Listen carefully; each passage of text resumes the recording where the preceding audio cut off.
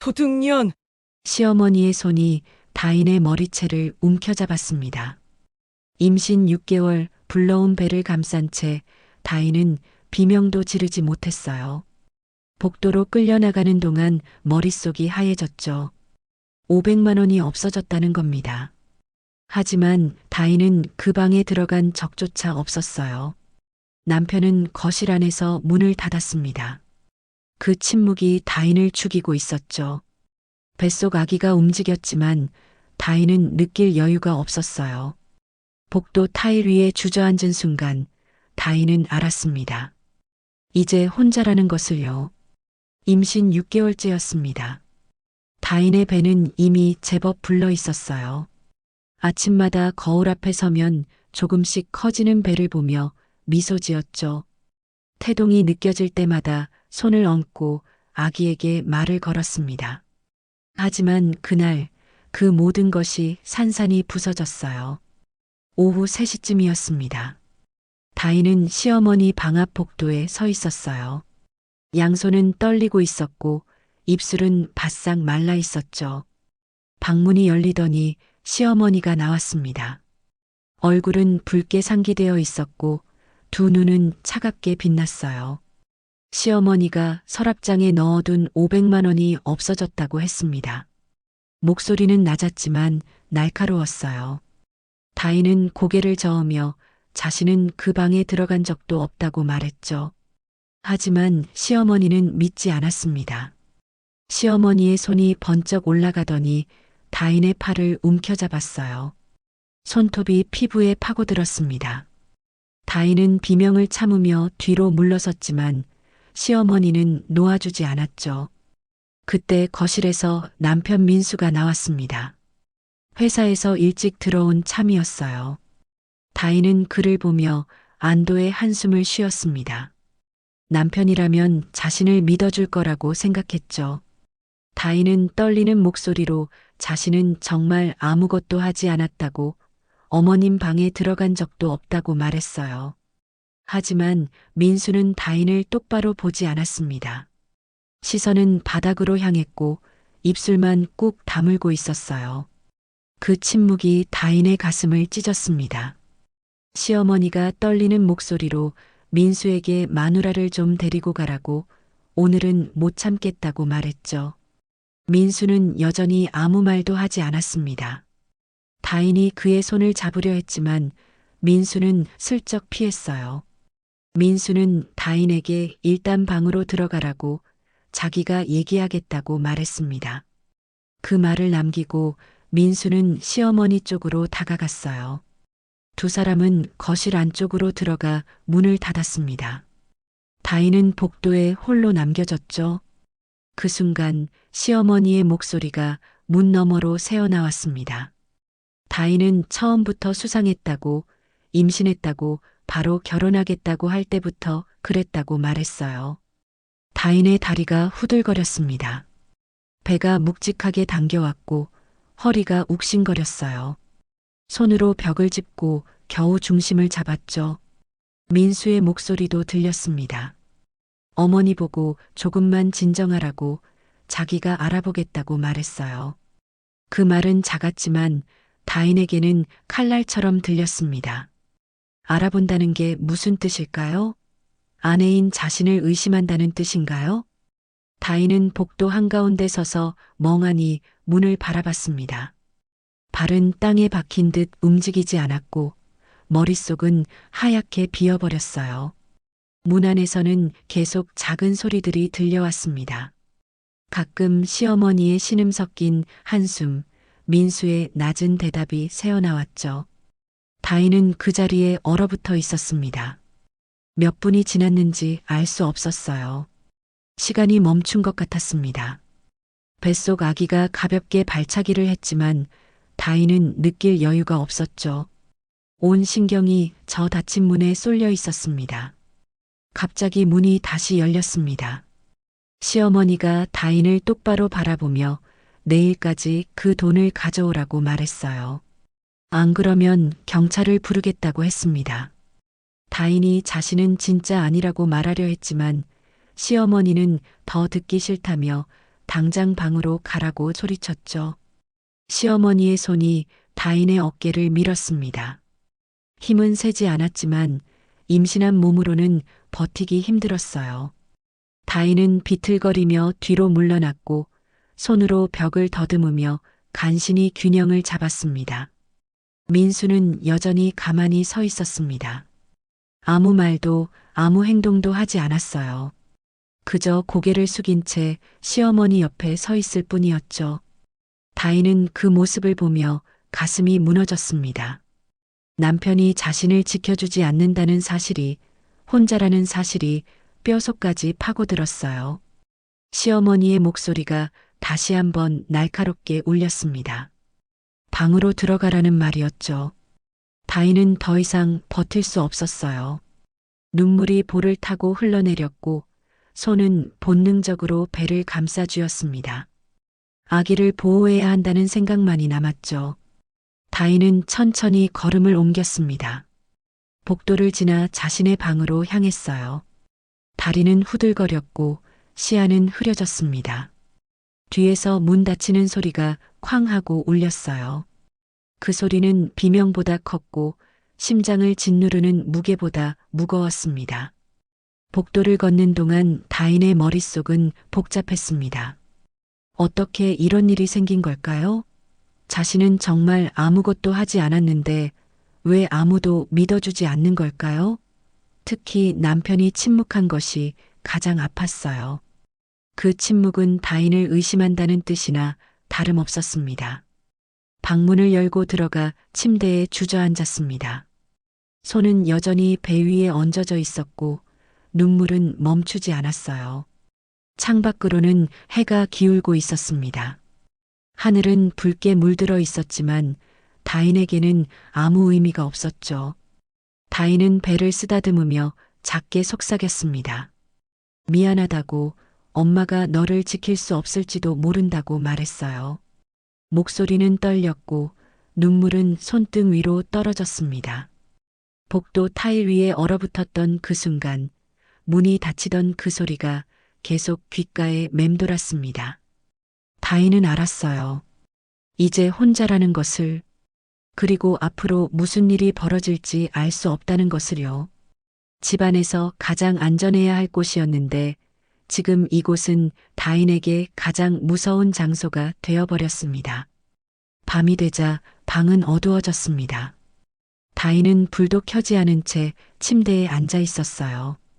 뱃속 아기가 가끔 움직였지만 다인은 그저 가만히 배를 쓰다듬을 뿐이었죠.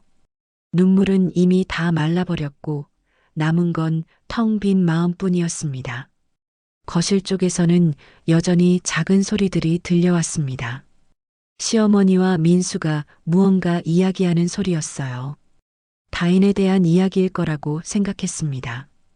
어떻게 처리할지, 어떻게 대응할지 의논하고 있을 거예요. 하지만 정작 당사자인 다인은 여기 홀로 방에 갇혀 있었습니다. 다인은 창밖을 바라봤습니다. 별이 몇 개 보였어요. 하지만 그 별들도 너무 멀게만 느껴졌죠. 모든 게 멀고 모든 게 차가웠습니다.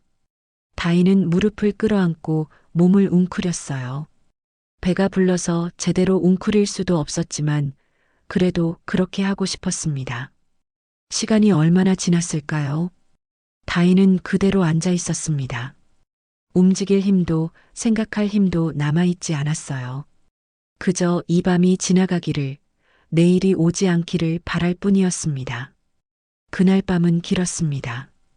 다인은 한숨도 자지 못했어요. 침대에 누워 천장만 바라보고 있었죠. 뱃속 아기가 가끔 움직였지만 다인은 그저 손을 얹을 뿐이었습니다. 머릿속은 복잡했어요. 500만 원이라는 큰 돈, 그리고 누명. 어떻게 해야 할지 막막했습니다. 새벽 4시쯤 되었을 때였습니다. 다인은 침대에서 일어나 휴대폰을 집었어요. 통화 목록을 내리다가 한 이름 앞에서 멈췄죠. 아버지였습니다. 서진혁, 부장검사로 30년을 일한 사람이었어요. 다인은 손가락을 화면 위에 올려놓고 한참을 망설였습니다. 아버지에게 전화를 걸면 무슨 말을 해야 할까요? 임신한 딸이 시댁에서 도둑 취급을 받고 있다고 말하면 아버지는 뭐라고 할까요? 다인은 입술을 깨물었어요. 하지만 다른 방법이 없었습니다. 손가락이 떨리며 통화 버튼을 눌렀죠. 신호음이 3번 울렸습니다. 그리고 아버지의 목소리가 들려왔어요. 낮고 차분한 목소리였습니다. 다인아, 새벽에 왜? 다인은 입을 열려다가 목이 메었습니다. 눈물이 또 올라왔어요. 말을 하려고 했지만 목소리가 나오지 않았죠. 그저 숨소리만 전화기 너머로 전해졌습니다. 아버지는 기다려 주었습니다. 재촉하지 않았어요. 한참이 지나서야 다인이 떨리는 목소리로 말을 꺼냈습니다. 시어머니가 500만 원이 없어졌다고 자신을 의심한다고 남편도 자신을 믿어주지 않는다고 말했어요. 말을 하는 동안 눈물이 계속 흘러내렸습니다. 전화기 너머에서 아버지의 숨소리가 들렸습니다. 무거운 한숨이었어요. 하지만 아버지는 화를 내지 않았습니다. 다인을 다그치지도 않았죠. 잠시 침묵이 흘렀고 그 침묵 속에서 다인은 조금씩 진정되었습니다. 다인아, 아버지의 목소리가 다시 들려왔습니다. 이번엔 조금 더 따뜻했어요. 세상이 널 믿지 않아도 넌 스스로를 증명해야 한다. 다인은 그 말을 듣고 가슴이 뭉클해졌습니다. 아버지는 계속 말했어요. 법은 증거로 말한다고, 진실은 숨길 수 없다고 했습니다. 그리고 다인에게 지금 할 수 있는 일이 뭔지 생각해 보라고 말했죠. 내가 정말 하지 않았다면 그걸 증명할 방법이 있을 거야. 혼자 무너지지 마. 다인은 고개를 끄덕였습니다. 아버지가 볼 수 없는데도 그렇게 했어요. 목소리는 여전히 떨렸지만 마음 한쪽에서 무언가 단단해지는 느낌이 들었습니다. 아버지는 마지막으로 한마디 더 했어요. 넌 강한 아이야. 그걸 잊지 마. 전화가 끊어졌습니다. 다인은 휴대폰을 내려놓고 창밖을 바라봤어요. 하늘이 조금씩 밝아오고 있었습니다. 새벽의 공기는 차가웠지만 다인의 마음속에는 작은 불씨가 생긴 것 같았죠. 아버지의 말이 계속 머릿속을 맴돌았습니다. 스스로를 증명해야 한다는 말, 진실은 숨길 수 없다는 말. 다인은 천천히 생각을 정리하기 시작했어요. 무너지고 싶었지만 무너질 수 없었습니다. 뱃속에는 아기가 있었고 그 아기를 지켜야 했으니까요. 다인은 침대에서 일어나 책상 앞에 앉았습니다. 종이와 펜을 꺼내 생각나는 것들을 적기 시작했어요. 그날 있었던 일들, 시어머니가 한 말들, 남편의 반응. 모든 걸 차근차근 적어 내려갔습니다. 손은 떨렸지만 멈추지 않았어요. 창밖으로 해가 떠올랐습니다. 오렌지빛 햇살이 방 안으로 들어왔어요. 다인은 종이를 내려다보며 작게 한숨을 쉬었습니다. 이제 시작이었어요. 긴 싸움이 될 거라는 걸 알았지만 다인은 도망칠 수 없었습니다. 아버지의 목소리가 다시 한번 귓가에 울렸습니다. 세상이 믿지 않아도 스스로를 증명하라는 말. 그 말은 다인에게 힘이 되었어요. 법이 아니라 사람을 떠올리게 만드는 말이었습니다. 정의라는 게 멀리 있는 게 아니라 바로 자기 자신을 지키는 일에서 시작된다는 걸 깨달았죠. 다인은 배를 쓰다듬으며 작게 속삭였습니다. 엄마가 포기하지 않을 거라고, 끝까지 싸울 거라고 말했어요. 아기는 대답하지 않았지만 작은 발차기로 응답했습니다. 그 순간 다인은 미소를 지었어요. 눈물이 섞인 미소였지만 처음으로 조금 따뜻한 미소였습니다. 거실 쪽에서 발소리가 들렸습니다. 시어머니가 일어나는 소리였어요. 곧 아침이 시작될 거였죠. 다인은 깊게 숨을 들이마셨습니다. 준비해야 했어요. 오늘도 그리고 내일도 무너지지 않고 버티기 위해서는 단단해져야 했습니다. 다인은 종이를 접어 서랍에 넣었습니다. 그리고 거울 앞에 섰어요. 눈은 퉁퉁 부어 있었고 얼굴은 창백했습니다. 하지만 눈빛만큼은 달라져 있었어요. 흔들리지만 꺾이지 않는 눈빛이었습니다. 아버지의 말처럼 다인은 스스로를 증명해야 했습니다. 세상이 믿지 않아도 진실은 결국 드러날 거였어요. 그 믿음 하나로 다인은 다시 일어섰습니다. 아침 8시가 되자 집안은 소란스러워졌습니다. 시어머니가 부엌에서 큰 소리로 전화를 하고 있었어요. 목소리가 문 너머로 선명하게 들렸습니다. 다인은 방문 앞에 귀를 기울였죠. 응, 맞아. 우리 며느리가 그랬나 봐. 500만 원이나 되는 돈을 말이야. 다인의 심장이 쿵쾅거렸습니다. 시어머니는 누군가에게 이 일을 말하고 있었어요. 친구인지 친척인지 알 수 없었지만 분명 소문을 퍼뜨리고 있었습니다. 다인은 주먹을 꽉 쥐었어요. 손톱이 손바닥에 파고들었지만 아프지 않았습니다. 그래, 임신했다고 바로 결혼한 애야. 처음부터 뭔가 이상했어. 더 이상 듣고 싶지 않았습니다. 다인은 방문에서 물러나 침대에 앉았어요. 가슴이 답답했고 숨이 막히는 것 같았습니다. 배를 쓰다듬으며 깊게 숨을 들이마셨죠. 진정해야 했어요. 아기를 위해서라도요. 오전 10시쯤 민수가 출근 준비를 하고 있었습니다. 다인은 방문을 조심스럽게 열고 거실로 나갔어요. 민수는 넥타이를 매고 있었죠. 다인이 다가가자 민수는 손을 멈췄습니다. 여보, 우리 얘기 좀 해야 하지 않을까? 다인의 목소리는 떨렸지만 차분했습니다. 민수는 시계를 보더니 한숨을 쉬었어요.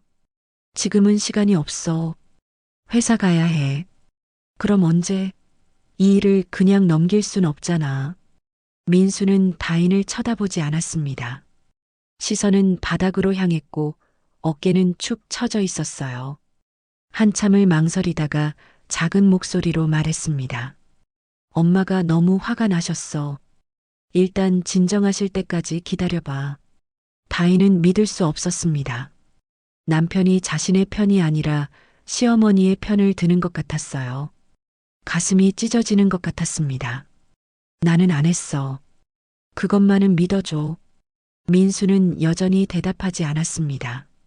그저 현관문을 열고 나갔어요. 문이 닫히는 소리가 집안에 울렸습니다.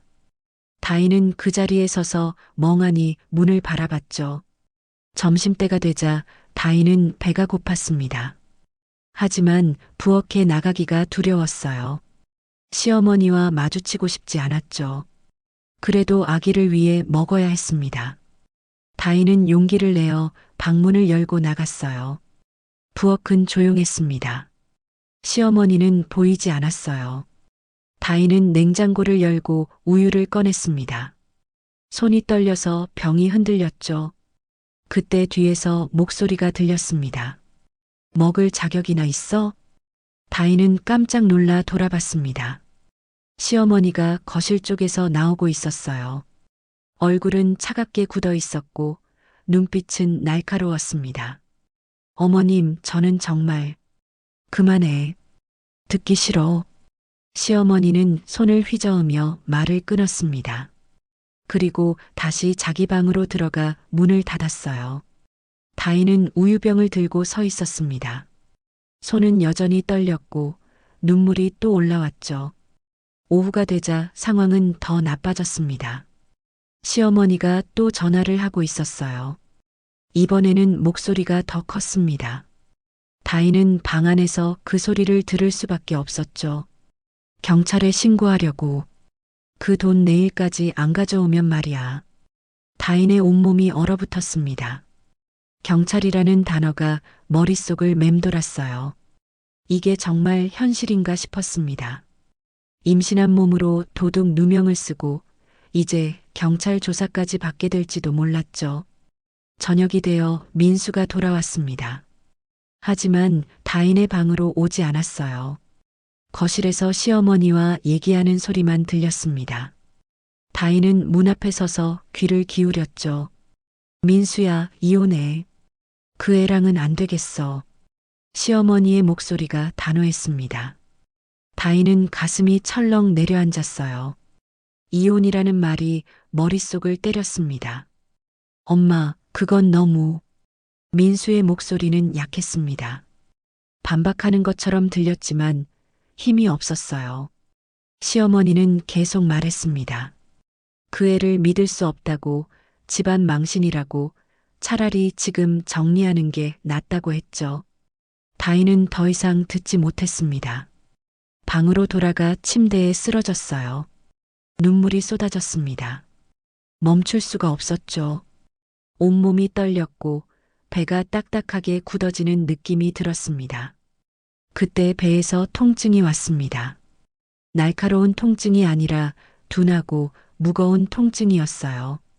다인은 배를 감싸쥐고 몸을 웅크렸습니다. 숨을 고르려 했지만 쉽지 않았죠. 제발 아기야. 괜찮아야 해. 다인은 작게 중얼거렸습니다. 하지만 통증은 계속되었어요. 식은 땀이 이마에 맺혔고 손은 차갑게 식었습니다. 다인은 휴대폰을 집어들었어요. 병원에 전화해야 할 것 같았습니다. 전화를 걸려는 순간 방문이 열렸습니다. 민수가 들어왔어요. 다인의 모습을 보더니 놀란 표정을 지었습니다. 무슨 일이야? 배가 아파. 다인의 목소리는 가늘게 떨렸습니다. 민수는 주저하다가 다인에게 다가왔어요. 그리고 다인의 어깨를 잡으며 말했습니다. 병원 가자. 민수는 다인을 부축해 일으켰습니다. 다인은 비틀거리며 일어섰어요. 두 사람은 현관으로 향했죠. 시어머니는 거실에서 그 모습을 지켜봤지만 아무 말도 하지 않았습니다. 차를 타고 병원으로 가는 동안 다인은 창밖을 바라봤습니다. 거리는 어두웠고 가로등만 밝게 빛나고 있었어요. 민수는 운전만 했고 말은 하지 않았습니다. 침묵이 차 안을 가득 채웠죠. 다인은 배를 쓰다듬으며 생각했습니다. 이 모든 게 언제 끝날까요? 아니, 과연 끝이 있기는 할까요? 불안과 혼란, 그리고 분노가 뒤섞여 다인의 마음을 짓눌렀습니다. 응급실은 밝았습니다.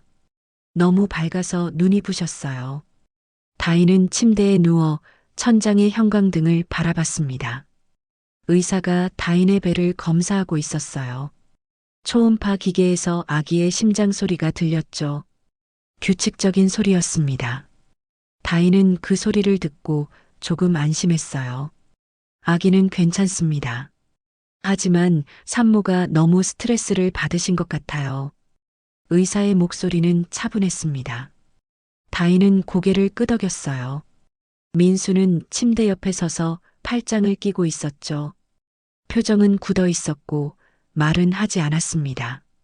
앞으로 조심하셔야 합니다. 스트레스는 조산의 원인이 될 수 있어요. 의사는 다인에게 안정을 취하라고 당부했습니다. 그리고 필요하면 진단서를 떼어주겠다고 말했어요. 다인은 고맙다고 작게 대답했죠. 검사가 끝나고 다인은 복도 의자에 앉아 있었습니다. 민수는 수납을 하러 갔어요. 다인은 혼자 앉아 창밖을 바라봤습니다. 밤하늘에는 별이 몇 개 보였어요. 하지만 다인의 마음은 여전히 무겁고 어두웠죠. 그때 누군가 다인에게 다가왔습니다. 다인이 고개를 들자 낯익은 얼굴이 보였어요. 아파트 경비원 오봉철이었습니다. 60살쯤 되어 보이는 남자였죠. 다인은 그를 여러 번 본 적이 있었습니다. 부인, 괜찮으세요? 오봉철의 목소리는 걱정스러웠습니다. 다인은 고개를 끄덕이며 괜찮다고 대답했어요. 하지만 목소리는 떨리고 있었죠. 오봉철은 잠시 망설이더니 다인 옆에 앉았습니다. 그리고 작은 목소리로 말했어요. 제가 할 말이 있어서요. 중요한 얘기예요. 다인은 그를 바라봤습니다. 오봉철은 주변을 살피더니 몸을 앞으로 기울였어요. 그날 말이에요. 부인이 시어머님께 혼나시던 날이요. 다인의 심장이 빠르게 뛰기 시작했습니다. 오봉철은 계속 말했어요. 저희 아파트는 복도마다 CCTV가 있습니다. 그날 그 시간에도 다 찍혔을 거예요. 다인은 숨이 멎는 것 같았습니다. CCTV라는 말이 머릿속을 맴돌았어요. 그렇죠. 아파트에는 감시 카메라가 있었습니다. 복도에도 엘리베이터에도 주차장에도 있었죠. 그게 정말인가요? 다인의 목소리는 떨렸습니다. 오봉철은 고개를 끄덕였어요. 네, 저도 확인해 봤어요.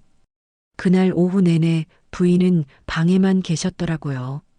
시어머님 방 쪽으로는 가신 적이 없어요. 다인의 눈에서 눈물이 흘러내렸습니다. 기쁨의 눈물인지 안도의 눈물인지 알 수 없었어요. 그저 눈물이 멈추지 않았습니다. 그럼 저는 증명할 수 있는 건가요? 그럼요. 경찰이 조사하면 다 나올 겁니다. 오봉철은 다인의 어깨를 가볍게 두드렸습니다. 그리고 일어서며 말했어요. 힘내세요, 부인. 진실은 언젠가 드러나니까요. 오봉철이 떠나고 다인은 혼자 남았습니다.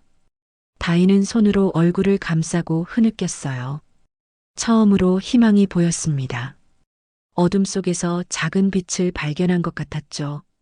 얼마 후 민수가 돌아왔습니다. 다인은 눈물을 닦고 민수를 바라봤어요. 민수는 다인의 얼굴을 보더니 물었습니다. 왜 울어? 아기한테 문제 있어? 아니야. 아기는 괜찮아. 다인은 깊게 숨을 들이마셨습니다. 그리고 오봉철이 한 말을 민수에게 전했어요. CCTV에 모든 게 찍혀 있다고, 자신이 시어머니 방에 가지 않았다는 걸 증명할 수 있다고 말했죠. 민수는 잠시 아무 말도 하지 않았습니다. 표정은 복잡했어요. 놀란 것 같기도 하고 당황한 것 같기도 했죠. 그럼 정말 내가 안 한 거야? 다인은 민수를 똑바로 바라봤습니다. 가슴이 아팠어요. 남편이 아직도 자신을 의심하고 있었습니다. 나는 처음부터 안 했다고 했잖아. 다인의 목소리는 차가웠습니다. 민수는 고개를 돌렸어요. 시선을 피했죠. 차를 타고 집으로 돌아가는 길은 조용했습니다. 다인은 창밖을 바라보며 생각했어요. CCTV가 있다는 사실이 다인에게 큰 힘이 되었습니다. 이제 더 이상 혼자가 아니었어요. 증거가 있었죠. 집에 도착했을 때는 밤 11시였습니다. 시어머니는 이미 잠든 것 같았어요. 거실은 조용했고 불도 꺼져 있었죠. 다인은 방으로 들어가 침대에 누웠습니다. 배를 쓰다듬으며 작게 속삭였어요. 이제 괜찮을 거야. 엄마가 증명할 수 있어. 다인의 목소리는 떨렸지만 힘이 있었습니다. 처음으로 무너지지 않을 수 있을 것 같았어요. 복도 끝에도 빛이 있다는 생각이 들었습니다. 다음 날 아침 다인은 일찍 일어났습니다. 잠을 잘 자지는 못했지만 마음은 조금 가벼웠어요. 오봉철의 말이 계속 머릿속을 맴돌았습니다. CCTV, 증거, 진실. 이 세 단어가 다인에게 용기를 주었죠. 다인은 거울 앞에 섰습니다. 얼굴은 여전히 창백했고 눈은 퉁퉁 부어 있었어요. 하지만 눈빛만큼은 달라져 있었습니다. 흔들리지 않는 눈빛이었죠. 아버지의 말이 다시 떠올랐습니다. 스스로를 증명해야 한다는 말. 이제 다인은 그 방법을 알았어요. CCTV를 통해 진실을 밝히면 되는 거였죠. 다인은 휴대폰을 집어들었습니다. 경찰서 번호를 찾았어요. 손가락이 화면 위를 맴돌았습니다. 아직 누르지는 않았지만 곧 누를 준비가 되어 있었죠. 거실 쪽에서 발소리가 들렸습니다. 시어머니가 일어나는 소리였어요. 다인은 깊게 숨을 들이마셨습니다. 오늘부터 모든 게 달라질 거였습니다.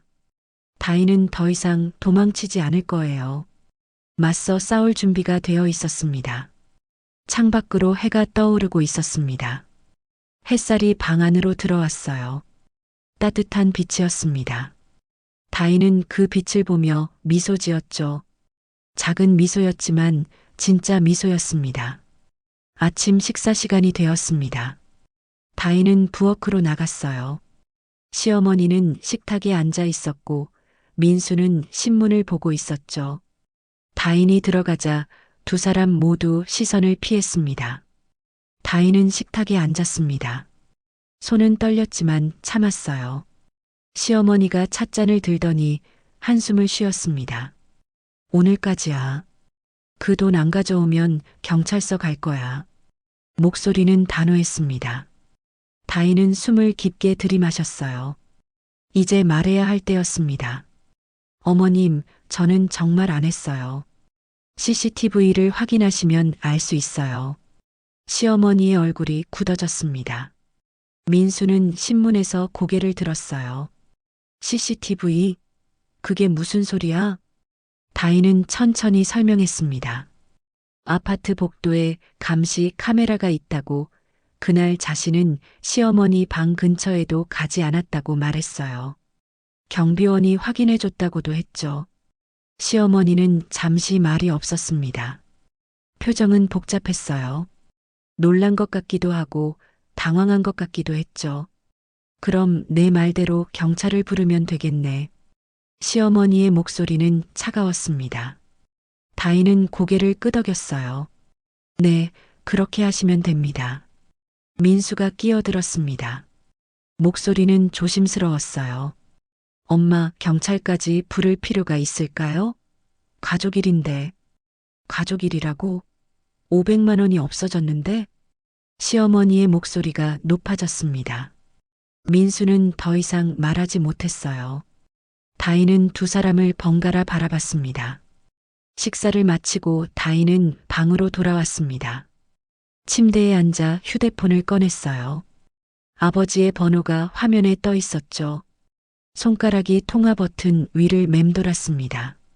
전화를 걸까 말까 고민했습니다. 아버지에게 말하면 분명 도와줄 거예요. 하지만 그러면 일이 더 커질 것 같았습니다.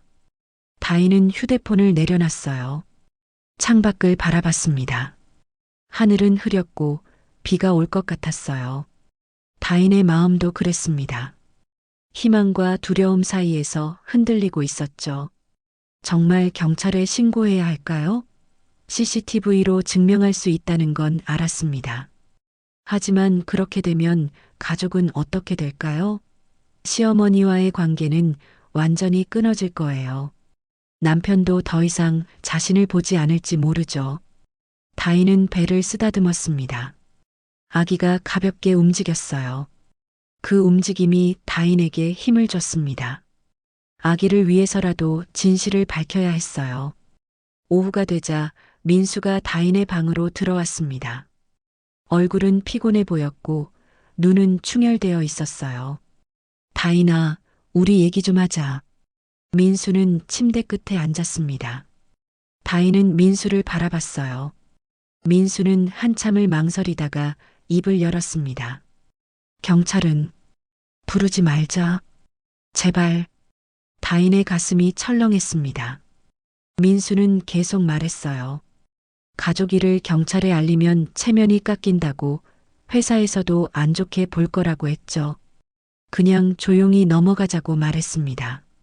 그럼 나는 어떻게 돼? 다인의 목소리는 떨렸습니다. 민수는 대답하지 못했어요. 그저 고개를 숙이고 있을 뿐이었죠. 나는 도둑이 아니야. 그걸 증명하고 싶어? 알아. 하지만 엄마도 생각해야지. 엄마가 얼마나 화나셨는데. 다인은 믿을 수 없었습니다. 남편이 여전히 시어머니 편이었어요. 다인의 마음은 무너져 내렸습니다. 그럼 나는 아무것도 아니야? 민수는 여전히 대답하지 않았습니다. 다인은 눈물이 났지만 참았어요. 더 이상 남편 앞에서 약한 모습을 보이고 싶지 않았습니다. 민수가 나가고 다인은 혼자 남았습니다. 방은 조용했고 시계 소리만 들렸어요. 똑딱똑딱 시간이 흘러가고 있었습니다. 다인은 다시 휴대폰을 집어들었습니다. 이번에는 아버지가 아니라 경찰서 번호를 찾았어요. 화면을 오래 바라봤습니다. 손가락은 떨렸지만 마음은 조금씩 결정되어 가고 있었죠. 정말 이 문을 두드려야 할까요? 한번 두드리면 돌이킬 수 없을 거예요. 가족은 무너질지도 모르죠. 하지만 두드리지 않으면 다인은 영원히 도둑으로 남을 거였습니다. 다인은 창밖을 다시 바라봤습니다.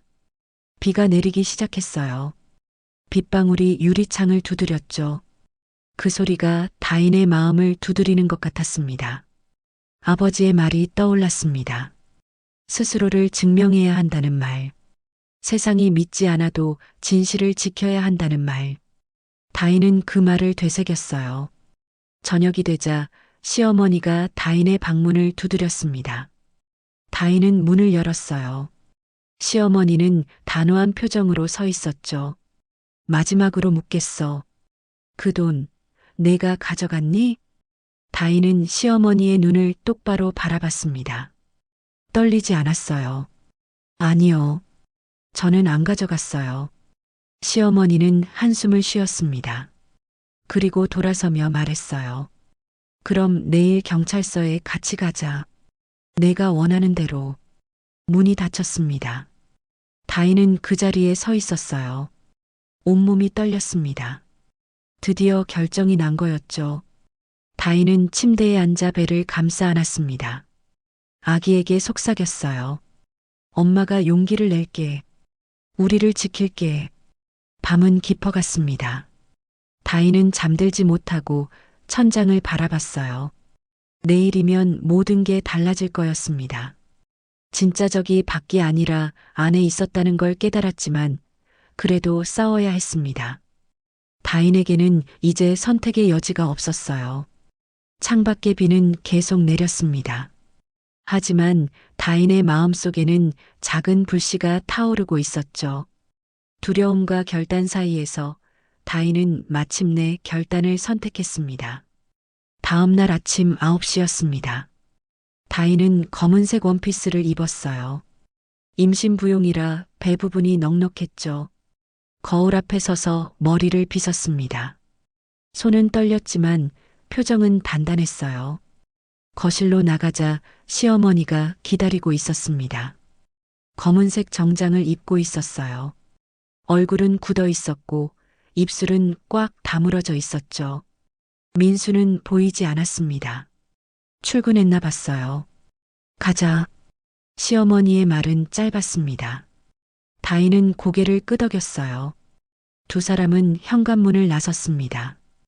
엘리베이터를 타고 내려가는 동안 아무도 말하지 않았죠. 침묵만이 좁은 공간을 채웠습니다.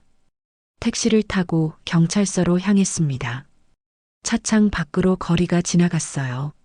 사람들은 평범하게 걷고 있었죠. 하지만 다인에게는 모든 게 낯설게 느껴졌습니다. 마치 다른 세상으로 가는 것 같았어요. 경찰서는 생각보다 컸습니다. 회색 건물이었고 입구에는 경찰관들이 서 있었어요. 다인은 깊게 숨을 들이마셨습니다. 배를 한번 쓰다듬고 계단을 올라갔죠. 민원실로 들어갔습니다. 경찰관 한 명이 앉아 있었어요. 30살쯤 되어 보이는 남자였습니다. 시어머니가 먼저 입을 열었어요. 절도 신고하러 왔습니다. 경찰관은 서류를 꺼냈습니다. 그리고 상황을 물었어요. 시어머니는 차분하게 설명했습니다. 500만 원이 없어졌다고 며느리를 의심한다고 말했죠. 다인은 옆에 앉아 그 말을 듣고 있었습니다. 가슴이 답답했지만 참았어요. 경찰관이 다인을 바라봤습니다. 부인 말씀도 들어야겠네요. 다인은 고개를 끄덕였습니다. 그리고 자신의 이야기를 시작했어요. 자신은 시어머니 방에 들어간 적이 없다고 CCTV를 확인하면 알 수 있다고 말했습니다. 목소리는 떨렸지만 또렷했어요. 경찰관은 메모를 하며 고개를 끄덕였습니다. 그리고 CCTV 확보에 대해 설명했어요.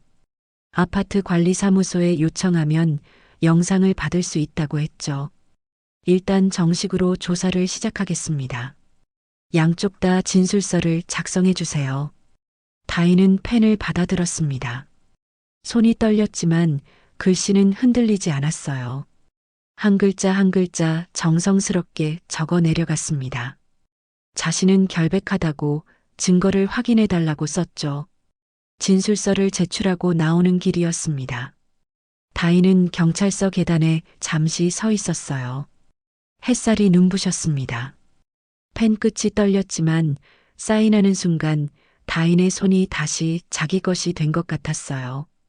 시어머니는 먼저 택시를 탔습니다. 다인을 돌아보지도 않았어요. 다인은 천천히 뒤따라갔죠. 차 안은 여전히 조용했습니다. 집으로 돌아오는 길에 다인의 휴대폰이 울렸습니다. 민수였어요. 다인은 전화를 받았습니다. 어떻게 됐어? 민수의 목소리는 불안했습니다. 다인은 경찰서에 신고했다고, 조사가 시작됐다고 말했어요. 민수는 한숨을 쉬었습니다.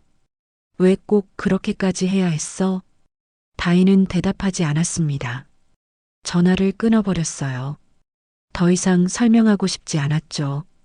집에 도착했을 때는 정오였습니다. 시어머니는 자기 방으로 들어가 문을 닫았어요. 다인도 자기 방으로 갔습니다. 침대에 누워 천장을 바라봤죠. 이제 시작이었습니다. 돌이킬 수 없는 길로 들어선 거예요. 다인은 그걸 알았습니다. 하지만 후회하지 않았어요. 이건 다인이 선택한 길이었으니까요. 오후가 되자 다인의 휴대폰으로 문자가 왔습니다. 경찰서에서 온 거였어요. CCTV 영상 확보 예정이라는 내용이었습니다. 다인은 그 문자를 읽고 또 읽었어요. 마음이 조금 가벼워졌습니다. 저녁 무렵 민수가 퇴근했습니다. 하지만 다인의 방으로 오지 않았어요. 거실에서 시어머니와 이야기하는 소리가 들렸죠. 목소리는 낮았지만 긴장감이 느껴졌습니다. 다인은 방에서 나가지 않았습니다. 배가 고팠지만 참았어요. 부엌에 가서 시어머니와 마주치고 싶지 않았죠. 대신 방에 있던 과자를 먹었습니다. 밤이 되자 집은 조용해졌습니다. 다인은 창밖을 바라봤어요. 별이 몇 개 보였습니다.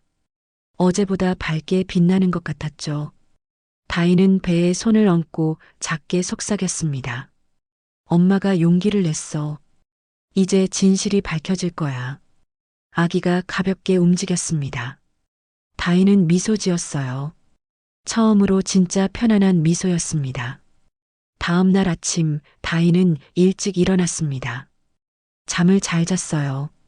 오랜만에 악몽 없이 잔 밤이었죠. 거울을 보니 얼굴이 조금 밝아진 것 같았습니다. 휴대폰을 확인했습니다. 경찰서에서 또 문자가 와 있었어요. 이틀 후에 CCTV 영상을 확인할 수 있다는 내용이었습니다. 다인은 그 날짜를 달력에 표시했어요.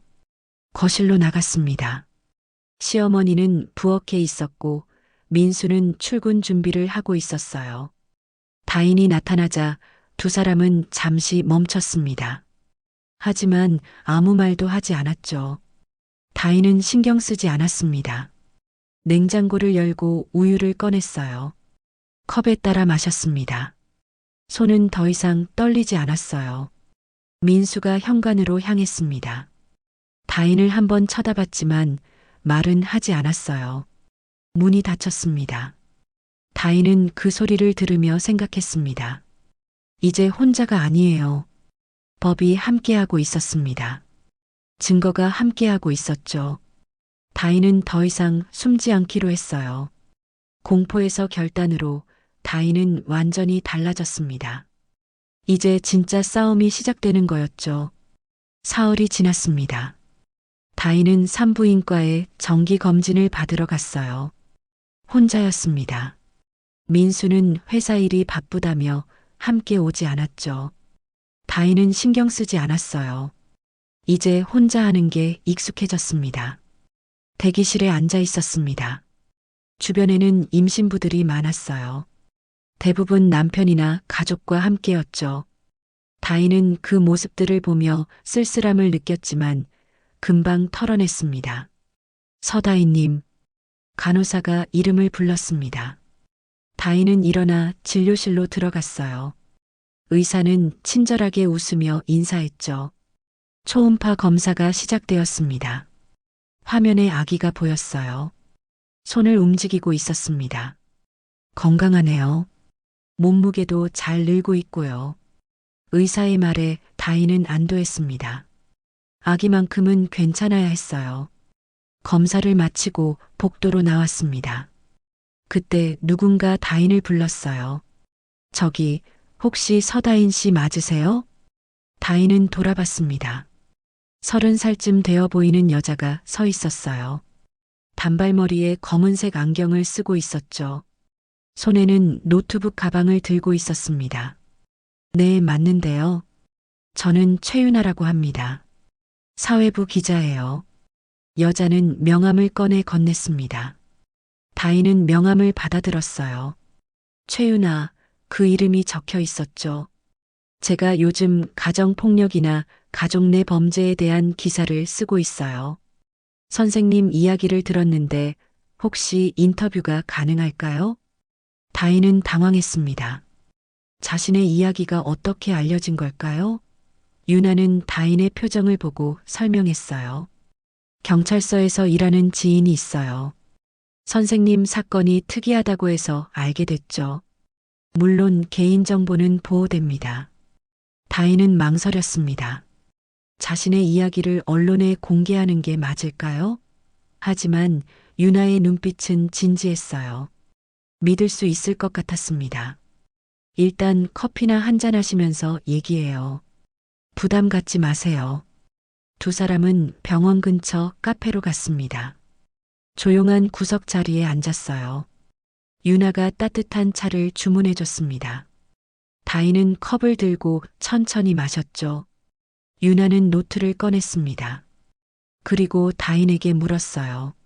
무슨 일이 있었는지, 지금 상황이 어떤지 차근차근 물었습니다. 다인은 처음에는 조심스러웠지만 점점 마음을 열었어요. 시어머니에게 누명을 쓴 이야기, 남편이 자신을 믿어주지 않는 이야기, 경찰서에 신고한 이야기를 했습니다. 말을 하는 동안 눈물이 났지만 참지 않았어요. 유나는 조용히 들어주었습니다. 힘드셨겠어요. 유나의 목소리는 따뜻했습니다. 다인은 고개를 끄덕였어요. 유나는 냅킨을 건네며 말했습니다. 선생님은 피해자가 아니라 증언자예요. 그 말이 다인의 가슴에 와닿았습니다. 피해자가 아니라 증언자. 다인은 그 단어를 되새겼어요. 지금까지는 자신을 피해자로만 생각했습니다. 하지만 유나의 말을 듣고 생각이 바뀌었죠. 제가 이 이야기를 기사로 쓰고 싶어요. 물론 익명으로요. 많은 사람들이 비슷한 상황에 있거든요. 선생님 이야기가 도움이 될 거예요. 다인은 잠시 생각했습니다. 자신의 이야기가 다른 사람들에게 도움이 될 수 있을까요? 그렇다면 용기를 낼 만한 가치가 있었습니다. 좋아요. 써주세요. 유나는 환하게 웃었습니다. 그리고 다인의 손을 가볍게 잡았어요. 감사합니다. 선생님의 용기에 박수를 보내고 싶어요. 두 사람은 1시간 넘게 이야기를 나눴습니다. 유나는 다인의 말을 하나하나 기록했어요. 그리고 필요한 증거가 있으면 알려달라고 했죠. 다인은 고개를 끄덕였습니다. 카페를 나서며 유나가 말했습니다. 혼자가 아니에요. 제가 옆에 있을게요. 다인은 처음으로 동반자를 만난 것 같았습니다. 지금까지는 모든 걸 혼자 해야 했어요. 하지만 이제 유나가 함께였죠. 그 사실이 다인에게 큰 힘이 되었습니다. 집으로 돌아오는 길에 다인은 유나에게 문자를 보냈습니다. 오늘 만나서 반가웠다고 고맙다고 썼어요. 유나는 금방 답장을 보냈습니다. 언제든 연락하라고, 함께 싸우자고 했죠. 다인은 휴대폰을 보며 미소 지었습니다. 고립에서 연대로 다인의 세계가 조금씩 넓어지고 있었어요. 저녁이 되어 집에 도착했습니다. 시어머니는 거실에 있었고 민수는 아직 퇴근하지 않은 것 같았어요. 다인은 자기 방으로 들어갔습니다. 침대에 앉아 오늘 있었던 일을 떠올렸습니다. 유나를 만난 게 우연일까요? 아니면 운명일까요? 다인은 알 수 없었지만 분명한 건 이제 혼자가 아니라는 거였어요. 배를 쓰다듬으며 속삭였습니다. 엄마한테 친구가 생겼어. 우리를 도와줄 사람이야. 아기가 움직였습니다. 다인은 그 움직임을 느끼며 눈을 감았어요. 마음이 편안했습니다. 오랜만에 느끼는 평온함이었죠. 밤이 되자 다인은 유나가 준 명함을 다시 꺼내봤습니다. 명함에는 전화번호와 이메일이 적혀 있었어요. 다인은 그 명함을 서랍에 소중히 넣었습니다. 창밖을 바라봤습니다. 달이 밝게 빛나고 있었어요. 다인은 그 달을 보며 생각했습니다. 이제 시작이에요. 유나와 함께라면 할 수 있을 것 같았습니다. 진실을 밝히고 자신을 지킬 수 있을 거예요. 다인은 이불을 덮고 누웠습니다. 오늘은 편안하게 잘 수 있을 것 같았어요. 혼자가 아니라는 사실이 다인에게 가장 큰 위로였습니다. 유나라는 거울을 만난 거예요. 그 거울을 통해 다인은 자신을 다시 볼 수 있었습니다. 피해자가 아니라 증언자로요. 일주일이 지났습니다. 유나의 기사가 인터넷에 올라왔어요. 제목은 임신부 며느리에게 누명을 씌운 시어머니였습니다. 익명으로 처리되었지만 내용은 다인의 이야기였죠. 기사는 빠르게 퍼졌습니다. 댓글이 수백 개 달렸어요. 대부분 다인을 응원하는 내용이었습니다. 하지만 일부는 다인을 의심하는 댓글도 있었죠. 다인은 그 댓글들을 읽으며 가슴이 답답했지만 유나의 말을 떠올렸어요. 당신은 증언자라는 말을요. 며칠 후 경찰서에서 연락이 왔습니다. CCTV 영상을 확인했다는 내용이었어요. 다인은 즉시 경찰서로 향했습니다. 유나도 함께였죠. 두 사람은 조사실로 들어갔습니다. 경찰관이 노트북을 켰습니다. 화면에 복도 영상이 재생되었어요. 날짜는 사건이 일어난 그날이었습니다. 다인은 숨을 죽이고 화면을 바라봤죠. 영상 속에서 다인은 자기 방 앞에만 있었습니다. 시어머니 방 쪽으로는 한 번도 가지 않았어요. 오후 내내 방 안에 있거나 복도를 잠깐 오갈 뿐이었죠. 보시다시피 서다인 씨는 해당 시간에 시어머니 방에 접근하지 않았습니다. 경찰관의 말에 다인은 눈물이 났습니다. 드디어 증명된 거예요. 자신이 결백하다는 게요. 유나가 다인의 손을 잡아줬습니다. 따뜻한 손이었어요. 이 영상은 증거로 보관하겠습니다. 시어머니 분께도 통보할 예정입니다. 다인은 고개를 끄덕였습니다. 가슴이 뛰었어요. 기쁨인지 안도인지 알 수 없었지만 분명 희망이었습니다. 경찰서를 나와 유나와 함께 걸었습니다. 햇살이 따뜻했어요. 다인은 처음으로 제대로 숨을 쉬는 것 같았습니다. 이제 기사를 하나 더 쓸게요. CCTV로 누명이 벗겨졌다는 내용으로요. 유나의 말에 다인은 웃었습니다. 진짜 웃음이었어요. 오랜만에 느끼는 기쁨이었죠. 하지만 집으로 돌아오니 분위기는 달랐습니다. 시어머니는 거실에 앉아 있었어요. 얼굴은 굳어 있었고 눈은 충혈되어 있었죠. 민수도 옆에 있었습니다. 너 기자한테 우리 얘기를 팔았어? 시어머니의 목소리는 떨렸습니다. 분노로 떨리는 거였어요. 다인은 현관에 서서 대답했습니다. 저는 제 이야기를 한 거예요. 거짓말이 아니라 사실을요. 사실?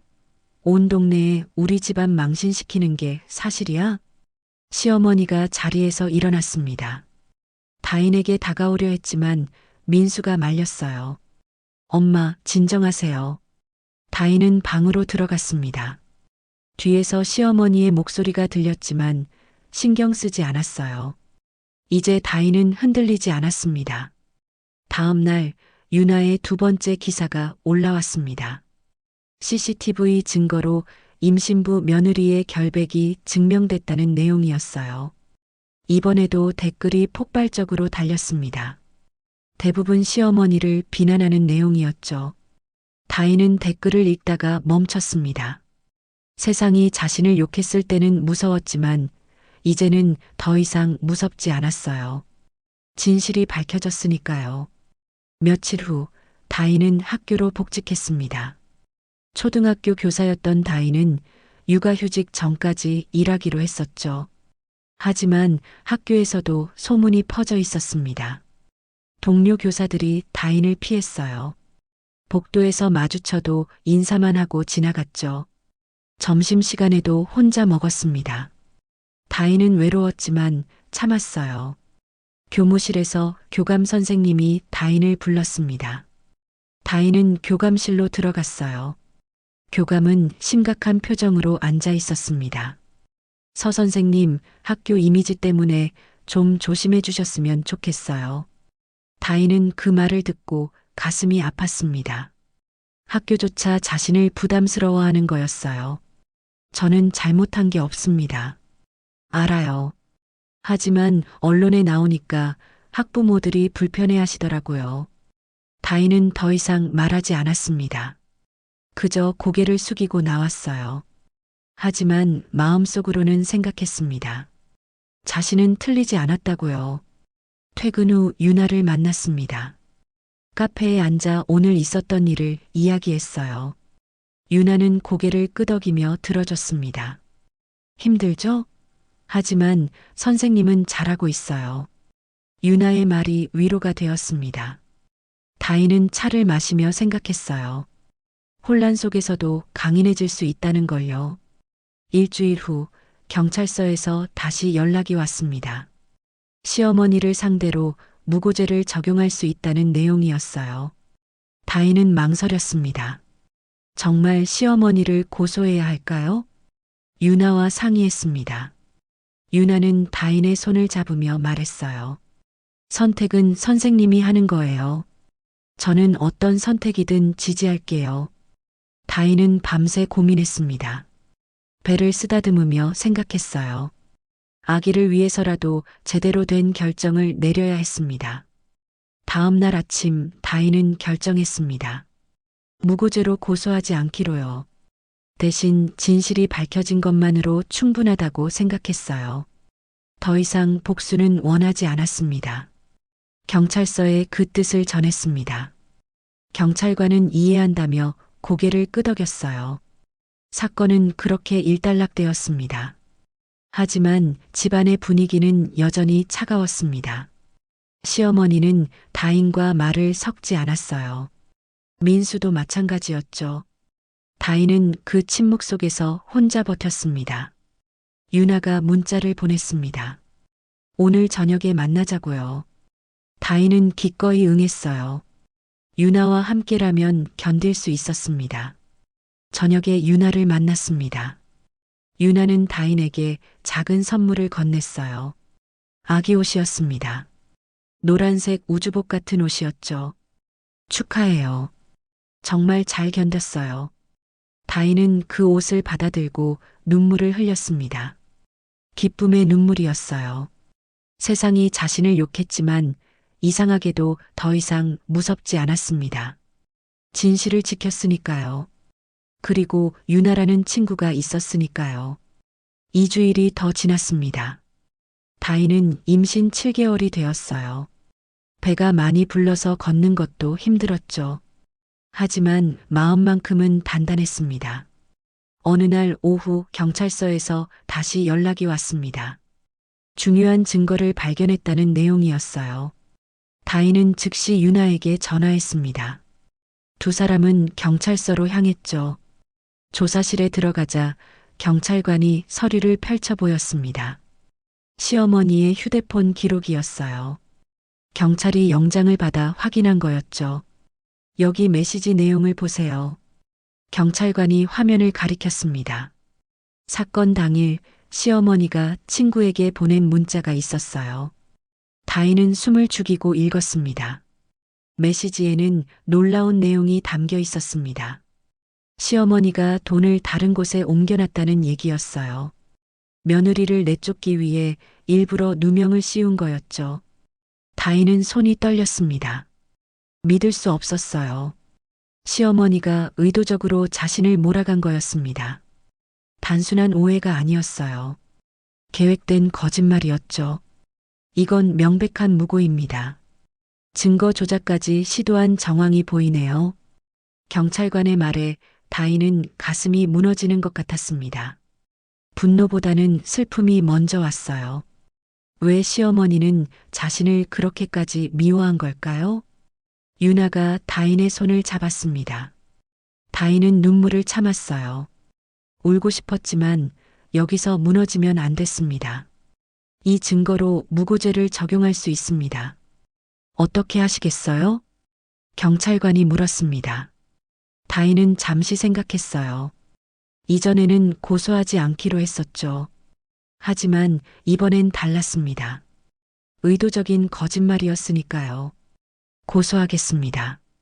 다인의 목소리는 떨렸지만 단호했습니다. 더 이상 참을 수 없었어요. 시어머니는 책임을 져야 했습니다. 경찰서를 나와 유나와 함께 걸었습니다. 하늘은 맑았지만 다인의 마음은 복잡했어요. 잘한 결정이에요. 유나가 말했습니다. 다인은 고개를 끄덕였어요. 확신이 생겼습니다. 두려움에서 확신으로 다인은 완전히 변했죠. 집으로 돌아가는 길에 아버지에게 전화를 걸었습니다. 오늘 있었던 일을 모두 말했어요. 아버지는 한참을 듣더니 말했습니다. 잘했어, 다인아. 내가 오라. 그 말이 다인에게 큰 힘이 되었습니다. 아버지의 인정을 받은 것 같았어요. 다인은 처음으로 제대로 숨을 쉬었습니다. 집에 도착했을 때는 저녁 6시였습니다. 현관문을 열고 들어가자 거실이 조용했어요. 시어머니는 보이지 않았고 민수만 소파에 앉아 있었죠. 다인아, 얘기 좀 하자. 민수의 목소리는 지쳐 있었습니다. 다인은 민수 앞에 앉았어요. 민수는 한참을 망설이다가 입을 열었습니다. 회사에서 사표 내라고 했어. 다인은 놀랐습니다. 민수가 회사에서 쫓겨난다는 얘기였어요. 이 사건 때문에 소문이 퍼졌고 회사에서도 부담스러워한 거였죠. 미안해. 다인이 말했습니다. 하지만 민수는 고개를 저었어요. 내 잘못이 아니야. 내가 처음부터 널 믿지 못한 게 잘못이야. 민수의 눈에 눈물이 고였습니다. 다인은 그 모습을 보며 마음이 복잡했어요. 분노도 있었지만 동시에 연민도 느껴졌죠. 이제 어떻게 할 거야? 다인이 물었습니다. 민수는 한숨을 쉬었어요. 모르겠어. 엄마는 지금 친척집에 가 계셔. 경찰 조사 받아야 한다는 소식 듣고 충격 받으셨대. 다인은 아무 말도 하지 않았습니다. 시어머니의 거짓말이 드러난 날, 다인은 처음으로 제대로 숨을 쉴 수 있었어요. 하지만 동시에 슬펐습니다. 가족이 이렇게 무너지는 게요. 밤이 되자 다인은 방에 혼자 있었습니다. 창밖을 바라보며 생각에 잠겼어요. 모든 게 명확해졌습니다. 시어머니의 거짓말, 민수의 침묵, 그리고 자신의 결백이요. 배를 쓰다듬으며 속삭였습니다. 이제 진짜 끝이 보여. 엄마가 이겼어. 아기가 움직였습니다. 다인은 그 움직임을 느끼며 눈물을 흘렸어요. 기쁨과 슬픔이 섞인 눈물이었습니다. 다음 날 아침 유나의 세 번째 기사가 올라왔습니다.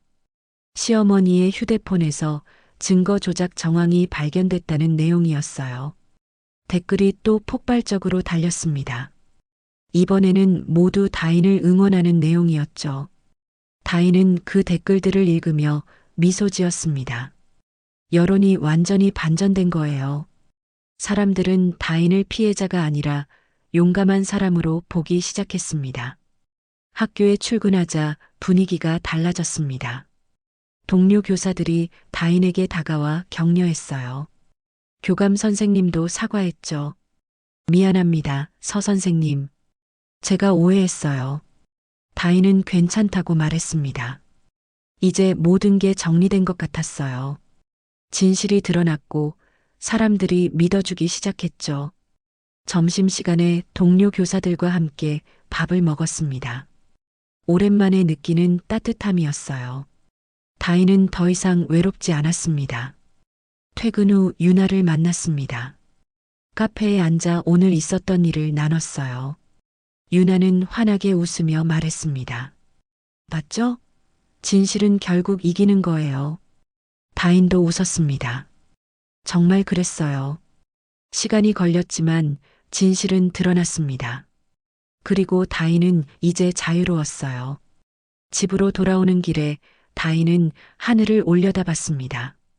석양이 아름다웠어요. 붉은 하늘이 따뜻하게 빛나고 있었죠. 다인은 그 빛을 보며 생각했습니다. 이제 새로운 시작이라고요. 그녀의 거짓말이 드러난 날, 다인은 처음으로 진짜 자유를 느꼈습니다. 일주일 후 상황이 다시 악화되기 시작했습니다. 민수가 회사에서 정식으로 권고사직을 당했어요. 집으로 돌아온 민수의 얼굴은 창백했습니다. 눈은 충혈되어 있었고 어깨는 축 처져 있었죠. 다 끝났어. 민수는 소파에 주저앉으며 중얼거렸습니다. 다인은 옆에 앉아 민수를 바라봤어요. 미안한 마음도 들었지만 동시에 억울했습니다.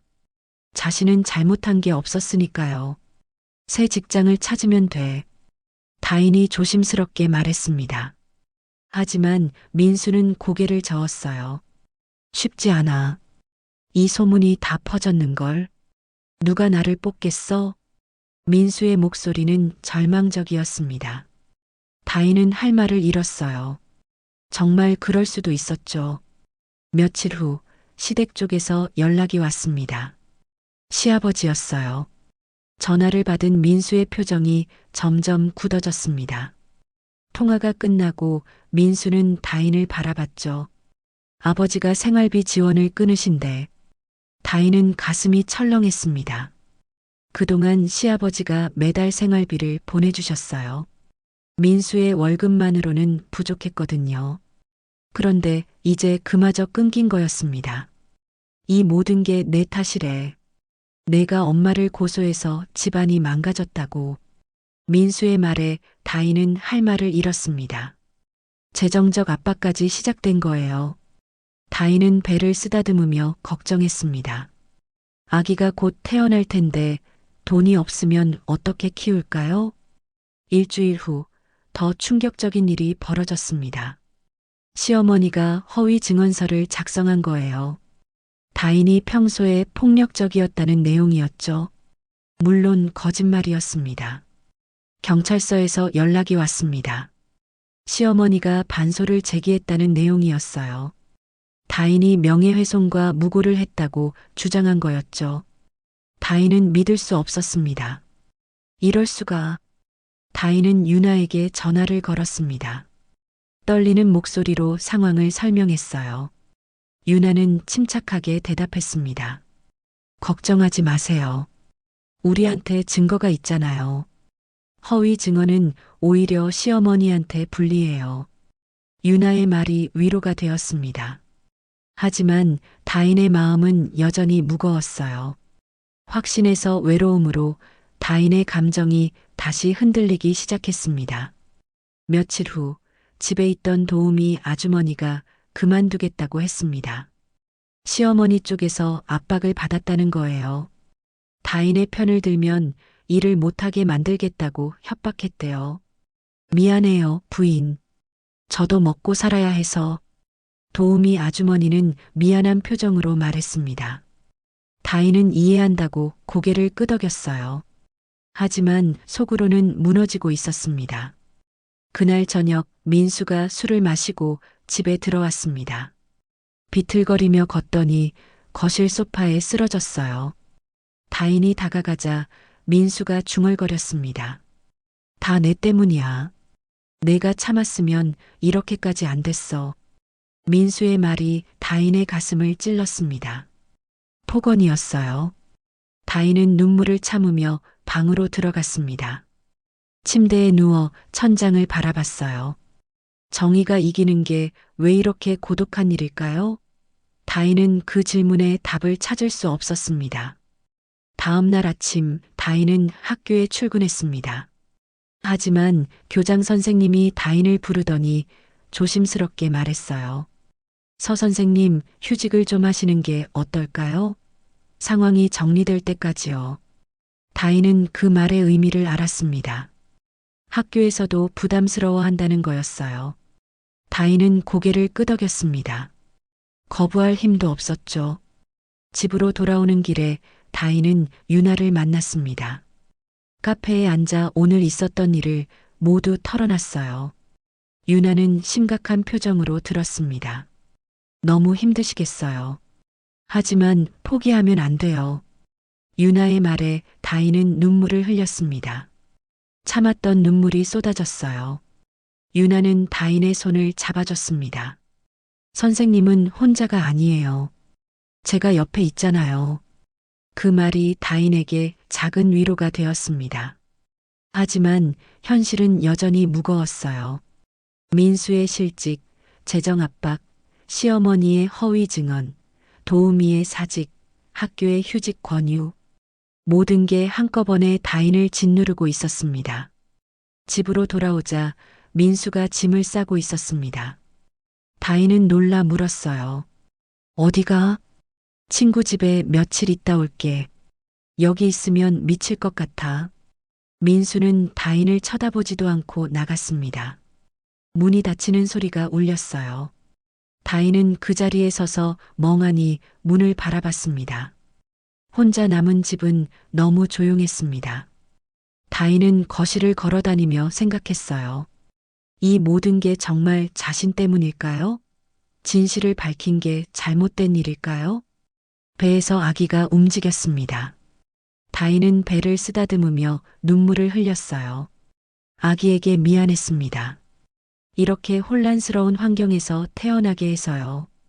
밤이 되자 다인은 창밖을 바라봤습니다. 비가 내리고 있었어요. 빗소리가 창문을 두드렸죠. 다인은 그 소리를 들으며 생각했습니다. 정의가 이기는 게 왜 이렇게 고독한 일일까요? 진실을 지키는 게 왜 이렇게 힘든 일일까요? 다인은 그 답을 알 수 없었습니다. 그저 외로움만이 다인을 감쌌어요. 휴대폰을 보니 유나에게서 문자가 와 있었습니다. 힘내라는 내용이었어요. 다인은 그 문자를 읽고 또 읽었습니다. 작은 위로였지만 지금의 다인에게는 그것만으로도 충분했습니다. 사흘이 지났습니다.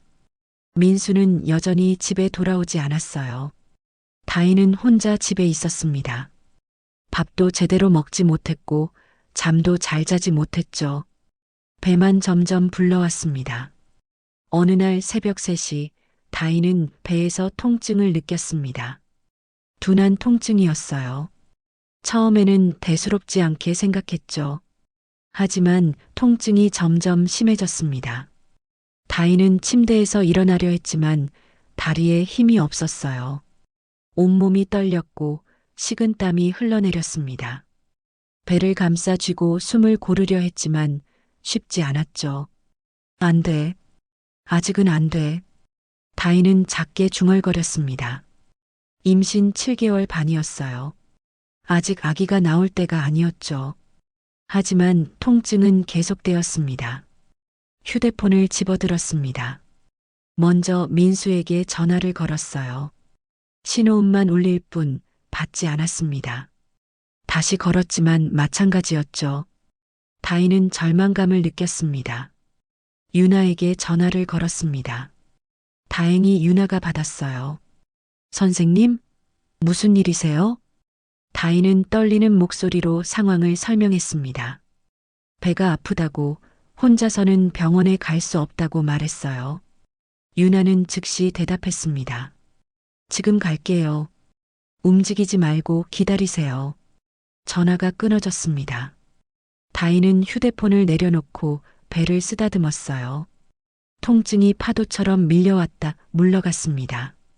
다인은 눈물을 흘리며 아기에게 속삭였습니다. 조금만 참아. 엄마가 지킬게. 30분쯤 지나 유나가 도착했습니다. 현관 비밀번호를 미리 알려준 덕분에 들어올 수 있었어요. 유나는 다인을 보자마자 놀란 표정을 지었습니다. 선생님, 괜찮으세요? 다인은 고개를 저었습니다. 괜찮지 않았어요. 유나는 다인을 부축해 일으켰습니다. 두 사람은 천천히 현관으로 향했죠. 택시를 타고 병원으로 갔습니다. 차 안에서 다인은 창밖을 바라봤어요. 거리는 어두웠고 가로등만 밝게 빛나고 있었습니다. 다인은 생각했어요. 이게 끝일까요? 모든 게 여기서 무너지는 걸까요? 응급실에 도착했습니다. 의사가 다인을 검사했어요. 초음파를 보더니 심각한 표정을 지었습니다. 조산 위기입니다. 지금 입원하셔야 해요. 다인은 그 말을 듣고 눈물이 났습니다. 조산이라니. 아기가 너무 일찍 나오면 어떻게 될까요? 건강하게 자랄 수 있을까요? 스트레스를 너무 많이 받으신 것 같아요. 절대 안정이 필요합니다. 의사의 말에 다인은 고개를 끄덕였습니다. 하지만 마음속으로는 생각했어요. 어떻게 안정을 취할까요? 혼자인데요. 입원실로 옮겨졌습니다. 유나가 침대 옆에 앉아 다인의 손을 잡아줬어요. 걱정하지 마세요. 제가 옆에 있을게요. 다인은 유나를 바라봤습니다. 고마웠어요. 가족보다 더 가까이 있어주는 사람이었죠. 그때 민수에게서 전화가 왔습니다. 다인이 받자 민수의 목소리가 들렸어요. 어디야? 집에 없던데. 병원이야. 조산 위기래. 잠시 침묵이 흘렀습니다. 민수는 한숨을 쉬더니 말했어요. 이 모든 게 내 탓이야. 내가 조용히 있었으면 이렇게까지 안 됐어. 다인은 귓가에 울리는 그 말을 들으며 온몸이 얼어붙었습니다. 폭언이었어요. 남편이 자신을 원망하고 있었습니다. 나 지금 힘들어. 그런 말 하지 마. 힘들긴. 나는 얼마나 힘든데. 직장도 잃고 돈도 없고. 민수의 목소리는 차갑고 날카로웠습니다. 다인은 더 이상 듣고 싶지 않았어요. 전화를 끊어버렸습니다. 손에서 휴대폰이 떨어졌습니다. 다인은 침대에 누워 천장을 바라봤어요. 눈물이 흘러내렸지만 닦을 힘도 없었습니다. 유나가 다인의 손을 꽉 잡았습니다. 아무 말도 하지 않았지만 그 손의 온기가 다인에게 작은 위로가 되었어요. 밤이 깊어갔습니다. 병실은 조용했어요. 복도에서 간호사들의 발소리만 가끔 들렸죠. 다인은 눈을 감았지만 잠들 수 없었습니다. 아기의 심장 소리가 끊겼다고 착각했습니다. 심장이 멈춘 것 같았어요. 나도 세상도 멈춘 듯 했죠. 다인은 배에 손을 얹고 아기의 움직임을 느끼려 했습니다. 다행히 아기는 조금씩 움직이고 있었어요. 하지만 다인의 마음은 무너져 내렸습니다. 절망과 무력감이 다인을 짓눌렀어요. 진실을 밝히려 했던 모든 노력이 무의미하게 느껴졌습니다. 유나는 의자에 앉아 졸고 있었습니다. 다인은 유나를 깨우고 싶지 않았어요. 그냥 혼자 있고 싶었죠. 새벽이 되자 창밖이 조금씩 밝아졌습니다. 하지만 다인의 마음은 여전히 어두웠어요. 모든 게 끝난 것 같았습니다. 간호사가 들어와 다인의 상태를 확인했습니다. 혈압을 재고 체온을 쟀어요. 간호사는 괜찮다며 웃었지만 다인은 웃을 수 없었습니다. 아침이 되자 유나가 깨어났습니다. 눈을 비비며 다인을 바라봤어요. 잠을 못 주무셨네요. 다인은 고개를 끄덕였습니다. 유나는 다인의 손을 다시 잡았어요. 힘내세요. 아직 끝난 게 아니에요. 하지만 다인에게는 모든 게 끝난 것처럼 느껴졌습니다.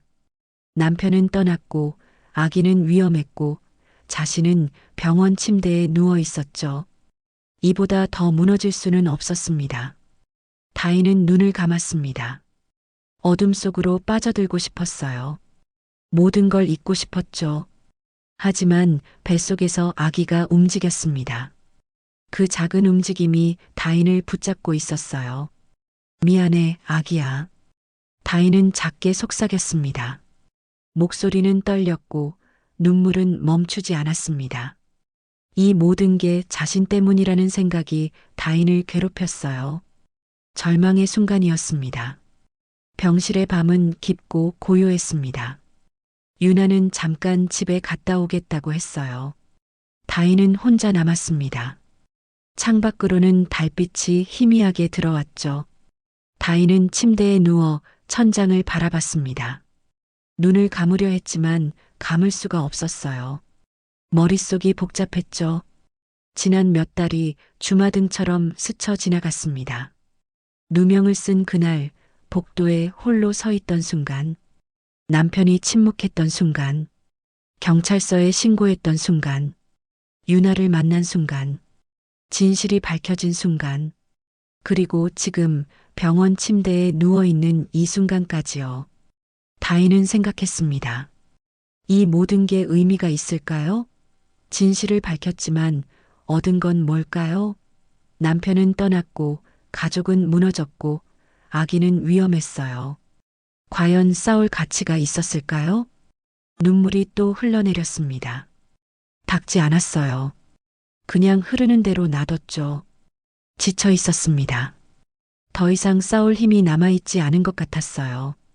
포기하고 싶었습니다. 모든 걸 내려놓고 싶었어요. 남편이 원하는 대로, 시어머니가 원하는 대로 그냥 조용히 사는 게 나았을까요? 그랬다면 지금 이렇게 힘들지는 않았을 거예요. 배에서 아기가 움직였습니다. 작은 움직임이었어요. 다인은 배에 손을 얹고 느꼈습니다. 아기의 발차기였죠. 미안해. 다인은 작게 속삭였습니다. 아기에게 미안했어요. 이렇게 불안한 환경에서 자라게 해서요. 편안하게 있어야 할 시기에 스트레스를 받게 해서요. 시간이 얼마나 지났을까요? 다인은 알 수 없었습니다. 그저 어둠 속에 누워 있을 뿐이었어요. 병실 밖에서는 가끔 발소리가 들렸지만 다인은 신경 쓰지 않았습니다. 새벽 4시쯤이었을까요? 병실 문이 조용히 열렸습니다. 다인은 고개를 돌렸어요. 아버지였습니다. 서진혁이 문을 닫고 조심스럽게 들어왔죠. 다인은 놀랐습니다. 아버지가 어떻게 여기 있는 걸까요?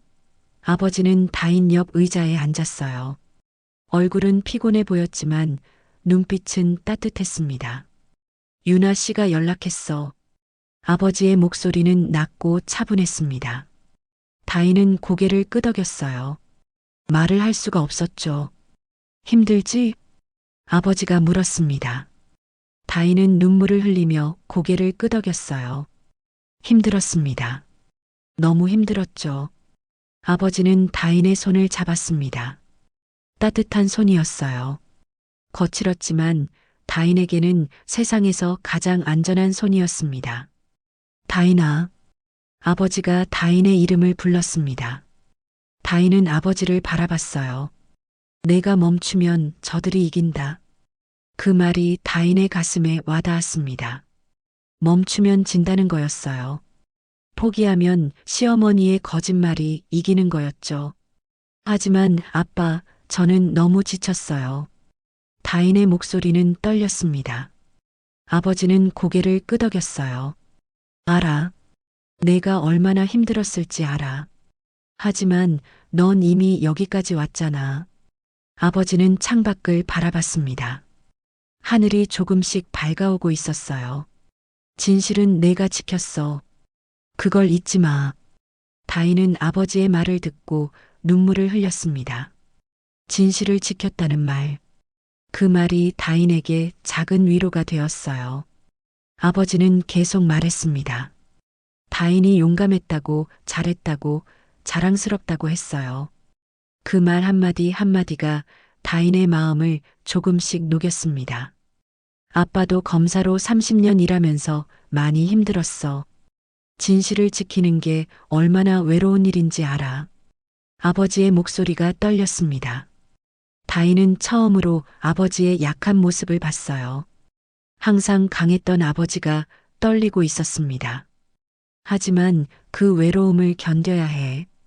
그게 옳은 일이니까. 다인은 눈을 감고 두려움을 삼켰습니다. 아버지의 말이 맞았어요. 외롭지만 옳은 일이었죠. 다인은 다시 자신의 이름을 되뇌었습니다. 서다인. 자신은 서다인이에요. 도둑이 아니라 서다인이었죠. 아버지는 다인의 머리를 쓰다듬었습니다. 어릴 때처럼 부드럽게요.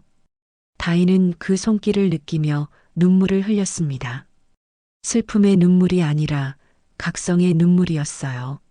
아빠, 저 할 수 있을까요? 다인이 물었습니다. 아버지는 고개를 끄덕였어요. 넌 이미 하고 있잖아. 여기까지 온 것만으로도 충분히 용감해. 다인은 배를 쓰다듬었습니다. 아기가 또 움직였어요. 그 움직임이 다인에게 힘을 줬습니다. 포기할 수 없었어요. 아기를 위해서라도요. 창밖이 점점 밝아졌습니다. 새벽이 지나고 아침이 오고 있었어요. 다인은 그 빛을 보며 생각했습니다. 어둠이 지나가고 있다고요. 아버지는 한참을 다인 옆에 앉아 있었습니다. 말은 많지 않았지만 그 존재만으로도 충분했어요. 다인은 혼자가 아니었습니다. 간호사가 들어와 아침 체크를 했습니다. 다인의 상태는 조금 나아졌다고 했어요. 혈압도 안정되고 아기도 괜찮다고 했죠. 아버지는 일어서며 말했습니다. 이제 회사 가봐야겠다. 오후에 다시 올게. 다인은 고개를 끄덕였습니다. 아버지가 나가려 할 때 다인이 불렀어요. 아빠, 응?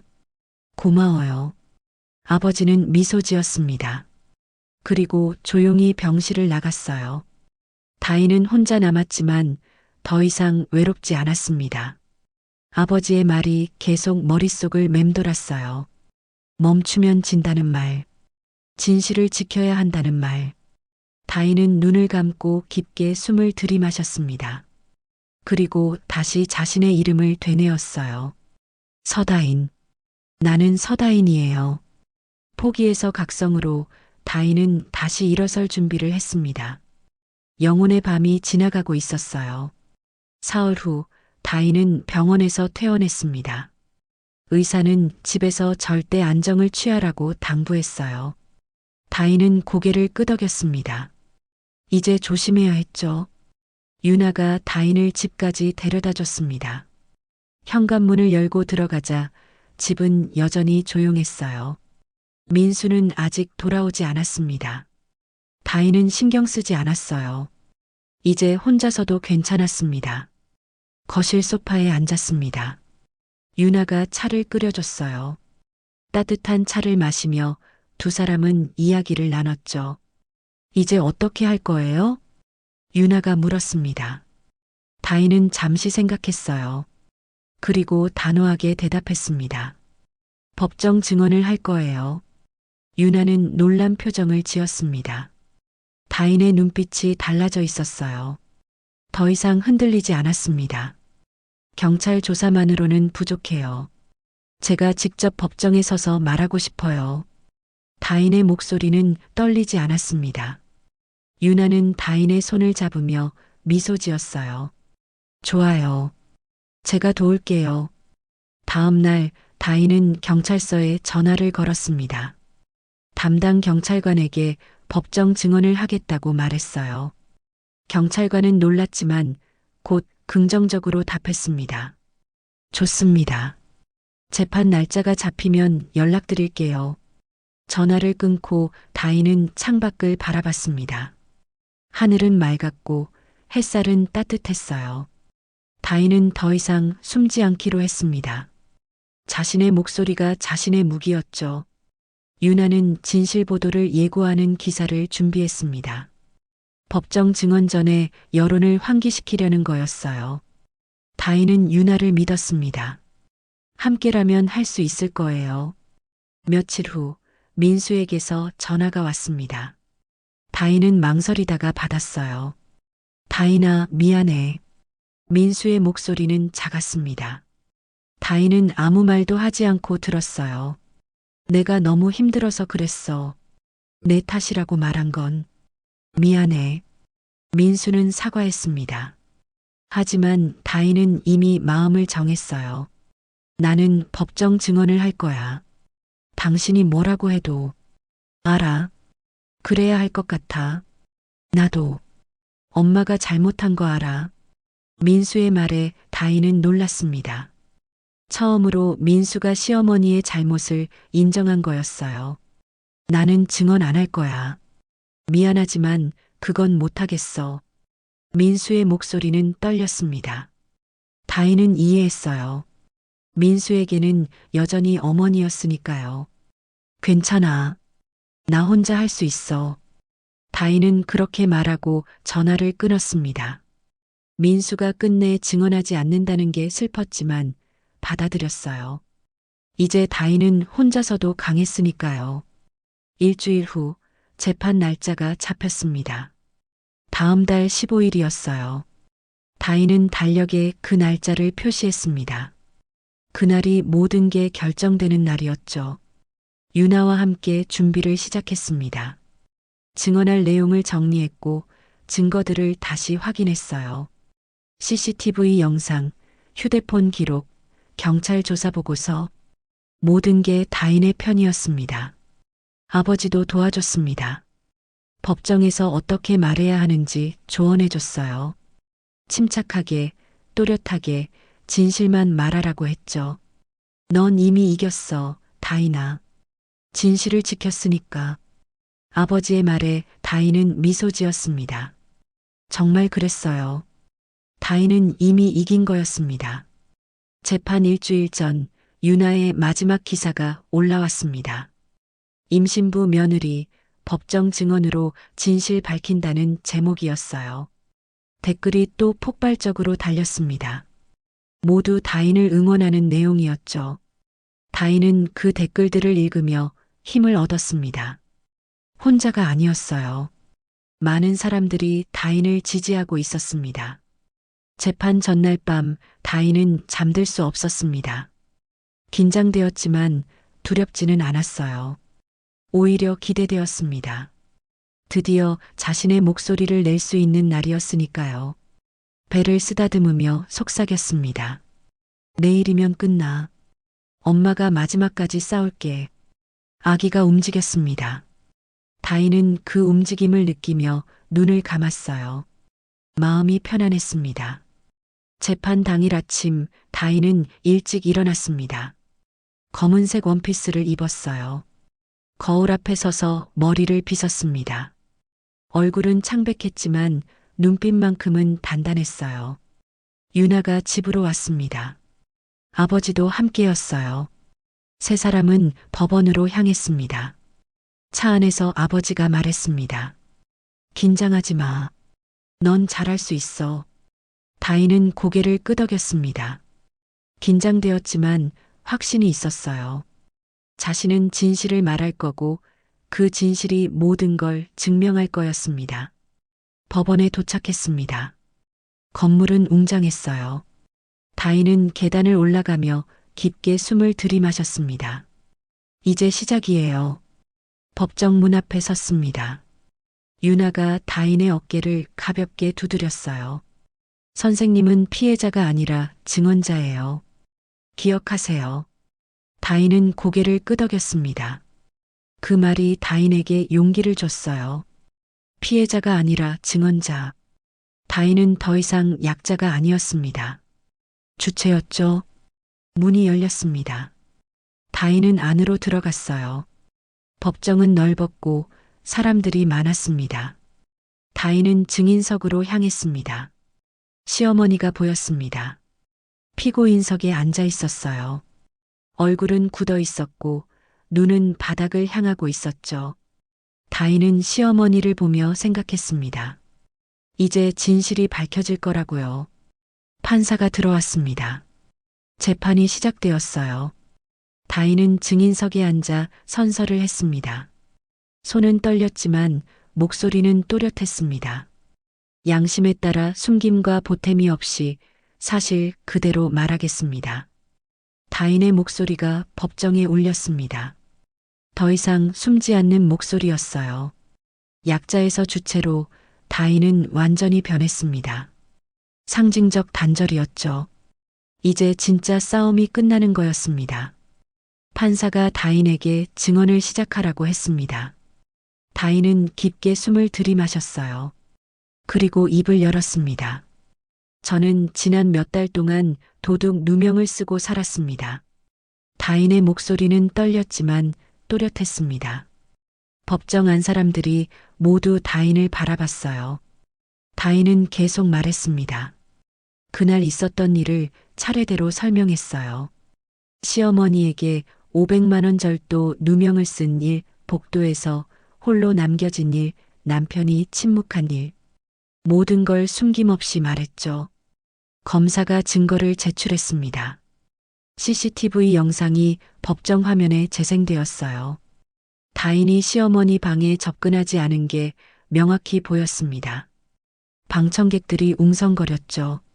이어서 시어머니의 휴대폰 기록이 공개되었습니다. 돈을 다른 곳에 옮겼다는 문자 내용이 크게 보였어요. 의도적인 누명이었다는 게 증명된 거였습니다. 시어머니는 피고인석에서 고개를 숙이고 있었습니다. 얼굴은 창백했고 손은 떨리고 있었어요. 다인은 그 모습을 보며 복잡한 감정을 느꼈습니다. 분노도 있었지만 동시에 연민도 있었죠. 판사가 시어머니에게 물었습니다. 피고인, 이 증거들에 대해 할 말이 있습니까? 시어머니는 한참을 침묵하다가 입을 열었습니다. 죄송합니다. 작은 목소리였습니다. 하지만 법정 안에 울려 퍼졌어요. 시어머니는 다인을 바라보며 말했습니다. 며느리에게 미안합니다. 제가 잘못했습니다. 다인은 그 말을 듣고 눈물이 났습니다. 기쁨의 눈물이 아니라 슬픔의 눈물이었어요. 이렇게까지 가족이 무너져야 했을까요? 재판은 2시간 넘게 진행되었습니다. 증인들이 차례로 나왔어요. 경비원 오봉철도 증언했습니다. CCTV를 확인했을 때 다인이 결백하다는 걸 알았다고 말했죠. 윤아도 증언했습니다. 기자로서 사건을 취재하며 알게 된 사실들을 설명했어요. 다인이 얼마나 힘들었는지, 하지만 포기하지 않았는지 말했습니다. 마지막으로 아버지가 증언했습니다. 부장검사로서가 아니라 아버지로서 말했어요. 제 딸은 정직한 사람입니다. 거짓말을 할 줄 모르는 아이죠. 아버지의 목소리는 떨렸습니다. 다인은 그 목소리를 듣고 또 눈물을 흘렸어요. 재판이 끝나갈 무렵 판사가 최종 의견을 물었습니다. 다인은 일어나서 말했어요. 저는 처벌을 원하지 않습니다. 다만 진실이 밝혀진 것만으로 충분합니다. 법정이 조용해졌습니다. 사람들이 다인을 놀란 눈으로 바라봤어요. 다인은 계속 말했습니다. 시어머니께서도 힘드셨을 거라고 생각합니다. 하지만 저도 힘들었어요. 그걸 알아주셨으면 좋겠습니다. 판사는 고개를 끄덕였습니다. 그리고 판결을 내렸어요. 피고인에게 무고죄로 징역 6개월, 집행유예 2년을 선고합니다. 판결문이 낭독되었습니다. 시어머니는 유죄 판결을 받았어요. 하지만 집행유예였기 때문에 감옥에 가지는 않았습니다. 다인은 그 판결을 듣고 안도했어요. 이제 끝난 거였습니다. 재판이 끝나고 법정을 나왔습니다. 복도에는 기자들이 많았어요. 카메라 플래시가 터졌지만 다인은 담담했습니다. 유나가 다인을 지켜줬죠. 밖으로 나오니 햇살이 따뜻했습니다. 다인은 하늘을 올려다봤어요. 구름 한 점 없이 맑았습니다. 아버지가 다인을 안아줬습니다. 잘했어, 다인아. 정말 잘했어. 다인은 아버지의 품에서 눈물을 흘렸습니다. 이번에는 후련함의 눈물이었어요. 유나도 다인을 꼭 안아줬습니다. 선생님은 정말 용감해요. 다인은 웃었습니다. 진짜 웃음이었어요. 오랜만에 느끼는 평온함이었습니다. 며칠 후 다인은 가정폭력 피해자 지원센터를 방문했습니다. 자원봉사를 시작하기로 한 거예요. 자신과 비슷한 처지에 있는 사람들을 돕고 싶었습니다. 센터에서 한 여자를 만났습니다. 30살쯤 되어 보였어요. 시댁에서 힘들어한다고 했죠. 다인은 그 여자의 손을 잡으며 말했습니다. 혼자가 아니에요. 우리가 함께 할게요. 여자는 눈물을 흘리며 고개를 끄덕였습니다. 다인은 그 모습을 보며 생각했어요. 자신의 고통이 헛되지 않았다고요. 임신 8개월이 되었습니다. 배가 많이 불러서 걷기도 힘들었지만 다인은 행복했어요. 곧 아기를 만날 거였죠. 민수와는 이혼하기로 했습니다. 평화롭게 합의했어요. 민수는 양육비를 보내주기로 했고 다인은 홀로 아기를 키우기로 했습니다. 마지막으로 민수를 만난 날 민수가 말했습니다. 미안해. 내가 옳았어. 다인은 고개를 끄덕였습니다. 용서는 아직 어려웠지만 이해는 할 수 있었어요. 잘 살아. 다인은 그렇게 말하고 돌아섰습니다. 뒤를 돌아보지 않았어요. 이제 앞만 보기로 했습니다. 집으로 돌아와 배를 쓰다듬었습니다. 아기가 힘차게 발차기를 했어요. 다인은 웃으며 속삭였습니다. 곧 만나자. 엄마가 기다리고 있어. 판결문보다 더 큰 소리는 다인의 심장 박동이었습니다. 끝이 아니라 시작이었어요. 분노에서 치유로, 고통에서 사명감으로 다인은 완전히 새로운 사람이 되었습니다. 이제 다인의 이야기는 다른 사람들에게 희망이 될 거였어요. 봄이었습니다. 3월의 햇살은 따뜻했어요. 벚꽃이 피어나고 새들이 지저귀는 계절이었죠. 다인은 유모차를 밀며 아파트 복도를 걷고 있었습니다. 유모차 안에는 한 달 된 아기가 누워 있었어요. 작은 손을 움직이며 잠들어 있었죠. 그 복도였습니다. 예전에 다인이 시어머니에게 끌려 나왔던 바로 그 복도요. 문이 닫히고 혼자 남겨졌던 그곳이었어요. 하지만 이제는 달랐습니다. 창문으로 햇살이 들어왔습니다. 따뜻한 빛이 복도를 환하게 비췄어요. 다인은 그 빛을 보며 미소 지었습니다. 그날 닫혔던 문이 이제는 열려 있었어요. 바람이 따뜻했죠. 엘리베이터 앞에서 경비원 오봉철을 만났습니다. 오봉철은 반갑게 웃으며 인사했어요. 아기가 참 예쁘네요, 부인. 감사합니다. 오봉철 씨 덕분에 여기까지 올 수 있었어요. 다인은 진심으로 고마웠습니다. 오봉철이 CCTV 얘기를 해주지 않았다면 지금의 다인은 없었을 거예요. 별 말씀을요. 부인이 용기가 있으셨죠. 오봉철은 손을 흔들며 자리를 떠났습니다. 다인은 엘리베이터를 타고 1층으로 내려갔어요. 밖으로 나오니 공원이 보였습니다. 아파트 단지 안작은 공원이었어요. 벤치에 앉아 유모차를 옆에 두었습니다. 아기는 여전히 잠들어 있었죠. 다인은 휴대폰을 꺼냈습니다. 유나에게서 문자가 와 있었어요. 오늘 저녁에 만나자는 내용이었습니다. 다인은 웃으며 답장을 보냈죠. 지난 몇 달을 떠올렸습니다. 누명을 쓰고 혼자 싸우고 무너지고 다시 일어섰던 시간들이요. 힘들었지만 후회는 없었어요. 그 시간들이 지금의 다인을 만들었으니까요. 아기가 눈을 떴습니다. 새까만 눈동자가 다인을 바라봤어요. 다인은 아기를 안아 올렸습니다. 가볍고 따뜻한 무게였죠. 우리 잘 살자. 다인은 아기에게 속삭였습니다. 아기는 작게 웃는 것 같았어요. 다인도 함께 웃었습니다. 공원 벤치에 앉아 있는 다인의 모습은 평온했습니다. 몇 달 전 복도에서 무너졌던 그 모습과는 완전히 달랐어요. 이제 다인은 혼자가 아니었습니다. 아기가 있었고, 유나가 있었고, 아버지가 있었죠. 한 여자가 다인에게 다가왔습니다. 지원센터에서 만났던 그 여자였어요. 임신 5개월이라고 했었죠. 선생님, 안녕하세요. 여자는 밝게 웃으며 인사했습니다. 다인은 자리를 권했어요. 두 사람은 나란히 앉아 이야기를 나눴습니다. 저도 용기를 냈어요. 남편한테 말했어요. 더 이상 못 참겠다고. 여자의 목소리는 떨렸지만 단단했습니다. 다인은 그 목소리를 듣고 뿌듯했어요. 자신의 이야기가 다른 사람에게 힘이 되고 있었죠. 잘하셨어요. 정말 잘하셨어요. 다인은 여자의 손을 잡아줬습니다.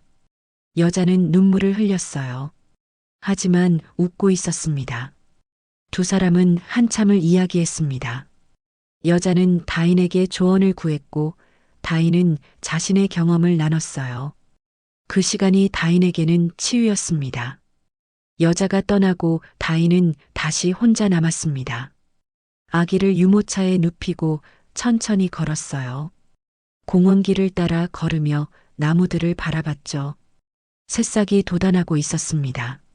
생각했습니다. 자신도 저 새싹 같다고요. 추운 겨울을 견디고 이제 새롭게 돋아나는 중이라고요. 아파트로 돌아가는 길이었습니다. 그 복도를 다시 지나갔어요. 이번에는 두렵지 않았습니다. 오히려 익숙하고 편안했죠. 집 현관문 앞에 섰습니다. 비밀번호를 누르고 문을 열었어요. 집은 조용했지만 외롭지 않았습니다. 다인에게는 이제 자신의 공간이었으니까요. 거실 소파에 앉아 아기에게 젖을 먹였습니다. 아기는 작은 입으로 열심히 빨았어요. 다인은 그 모습을 보며 미소 지었습니다. 창밖을 바라봤습니다. 하늘은 파랗고 구름은 하얗게 떠 있었어요. 완벽한 봄날이었습니다. 휴대폰이 울렸습니다. 아버지였어요. 다인은 전화를 받았습니다. 다인아, 저녁에 갈게.